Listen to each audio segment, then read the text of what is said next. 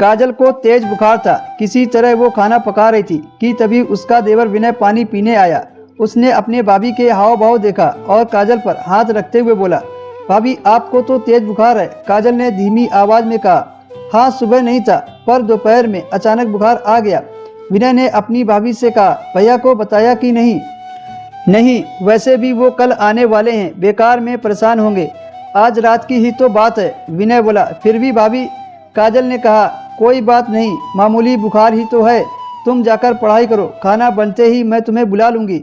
नहीं भाभी, मैं पढ़ने नहीं जा रहा हूँ, दिखाओ मैं आपकी हेल्प करा देता हूँ। उसके बाद विनय अपनी भाभी की खाना बनाने में मदद करने लगा। काजल का पति किसी काम से 2 दिनों के लिए बाहर गया हुआ था। काजल का 22 साल का देवर परीक्षा की तैयारी कर रहा था। काजल अपने पति का प्यार पाकर बहुत खुश थी। कुछ पति की कमाई से, कुछ वो घर पर सिलाई करने के पैसों से उसका घर का खर्च अच्छे से चल रहा था। काजल के सास ससुर गांव में रहते थे। उसका देवर विनय पढ़ाई के चलते उनके साथ रहता था। इस खुशहाल शादीशुदा जिंदगी के 7 साल हो गए थे पर उनको कोई औलाद नहीं थी। अब काजल की उम्र 30 साल की हो गई थी। जब वो स्कूल में छोटे बच्चों को पढ़ाती थी तो उसे रोना आ जाता था। वह अपनी डायरी में सब कुछ लिखती जाती थी। रोटियां बन गई थी तो विनय ने भाभी को कुर्सी पर बैठने को बोला और विनय सामान समेटने लगा। काजल के सिर में दर्द होने की वजह से उसने अपना सिर कुर्सी पर टिका लिया। विनय ने जल्दी जल्दी किचन का सारा सामान समेटा और खाना टेबल पर लगा दिया। विनय ने काजल भाभी को खाना खाने को बोला। काजल ने मुश्किल से 1 रोटी खाई होगी। खाना खाने के बाद काजल जब सोने को जाने लगी तो विनय ने काजल से कहा, भाभी अभी आप मत सोना, मैं आपके लिए दवा लेकर आता हूँ, दवा खाकर सो जाना। काजल ने दवा खाने से मना कर दिया और बोली, नहीं देवर जी, रात भर में बुखार उतर जाएगा।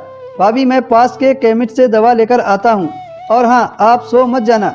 विनय पास के केमिस्ट पर गया और केमिस्ट वाले से कहा, भाई आप मुझे 1 बुखार की गोली दें और 1 नींद की टेबलेट दे दो। केमिस्ट वाले ने बोला, नींद की गोली किस लिए?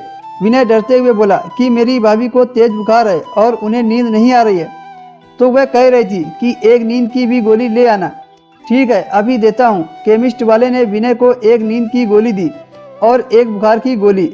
विनय दवा लेकर घर आया तो उसने अपनी भाभी को पहले बुखार की गोली खिला दी और बोला, भाभी सो मत जाना, अभी 1 गोली और खानी है। जब भाभी का बुखार उतर गया तो विनय ने अपनी भाभी को नींद की गोली खिला दी। नींद की गोली खाने के कुछ ही देर बाद काजल सो गई। विनय ने हिलाते हुए बोला, भाभी भाभी सो गई क्या? अब विनय समझ गया था कि भाभी तो पूरी गहरी नींद में सो गई हैं। अब विनय के मन में अपनी भाभी को गलत करने का ख्याल उसके मन में आने लगा और उसने अपनी प्यास बुझाते हुए भाभी के साथ कर डाला। जब उसकी प्यास शांत हुई तो भाभी को धन्यवाद बोलते हुए उनके बगल में लेट गया। जब वो उठा तो उसकी नज़र एक डायरी पर पड़ी जिसमें काजल अपने मन की बातें उसमें लिखती थी। विनय ने पन्ने पलट कर देखा तो उसने आखिरी पर देखा कि भाभी ने लिख रखा था कि मुझे कोई औलाद नहीं है तो क्या हुआ, मेरा देवर इतना अच्छा है, मैं इसको अपने बेटे की तरह मानती हूँ, मेरा बहुत ही ख्याल रखता है। आप घर आएंगे तो हम विनय को गोद ले लेंगे। विनय ने जैसे ही पढ़ा तो वह पढ़कर दंग रह गया और भाभी के पैरों पर गिरकर रोने लगा। भाभी मुझे माफ़ कर दो, मुझसे बहुत बड़ी गलती हो गई। विनय ने अपने आंसू पोंछे और अपने आप को कोसने लगा कि मैं कितना गंदा हूँ, मैंने भाभी के साथ ऐसा किया। और उसने बाहर जाकर आत्महत्या कर ली। उसकी भाभी काजल सुबह उठी तो पता चला कि विनय ने आत्महत्या कर ली है। ये सुनकर उसका रो रो कर बुरा हाल हो गया। विनय के आत्महत्या की वजह किसी को पता नहीं चल पाई।